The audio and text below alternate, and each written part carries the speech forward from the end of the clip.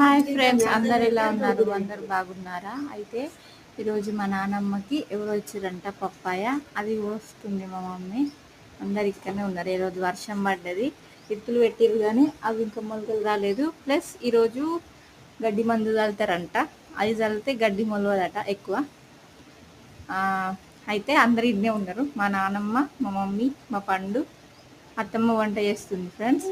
అయితే ఇది కట్ చేస్తుంటే మా పండు ఊరిలోతున్నట్టున్నాయి, ఇట్లా సప్పరిస్తుండు ఫ్రెండ్స్. ఇది తిన్నాక చేనులకు పోయి గడ్డి మందు చల్లడానికి పోదామని అందరు ప్లానింగ్ చేసుకుంటారు. అయితే ఫస్ట్ మా చేనులో చల్లుతారంట, తర్వాత మా మమ్మీ వాళ్ళ చేనులో చల్లుతారంట.